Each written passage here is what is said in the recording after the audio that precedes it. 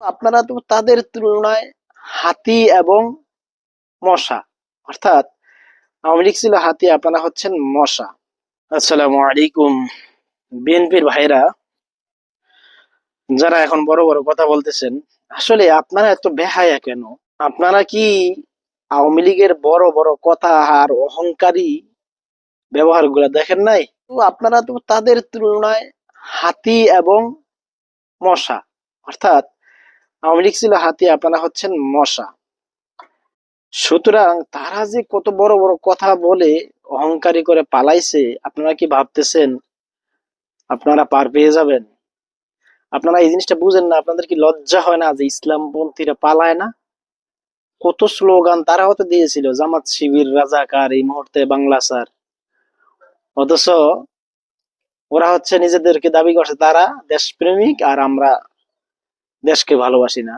আর দেশপ্রেমিকরা এই দেশ থেকে ফালাইছে, কত দেশের প্রতি দরদ দেখছেন নি, দেশ থেকে ফালায়। আর যারা দেশকে ভালোবাসে না তারা এই দেশে রয়ে যায়, ঠিক আছে?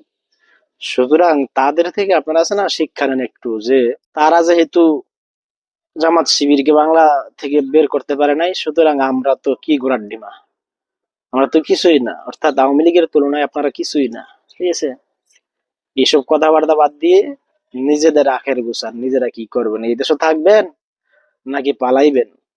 বর্তমান তরুণ প্রজন্ম ওই মান্দাতার আমলের ওইসব কিচ্ছা কাহিনী শুনতে চায় না, ঠিক আছে? এরা চায় প্রেজেন্ট, বর্তমান নিয়ে বাঁচতে চায়, যে আসলে বর্তমানে কি হচ্ছে, পূর্বে আগামীতে কি হবে, আর পিছনে কি গেছে ওইসব শোনার টাইম নেই, ঠিক আছে?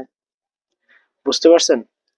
সুতরাং ওইসব ভয় আমার ইসলামপন্থীদেরকে দেখাইবেন, ওইসব ভয় ইসলামপন্থীরা করে না কখনো, ঠিক আছে? ওইসব ভয় ইসলামপন্থীরা করে না। পালানোর জন্য ইসলামপন্থীরা এই দেশে নাই, ঠিক আছে? পালাবেন আপনারাই, ওরা পালাবেন, আপনারা যত বড় বড় কথাই বলেন, টাইম আসলে পালান আপনারাই, ইসলামপন্থীরা কিন্তু পালায় না।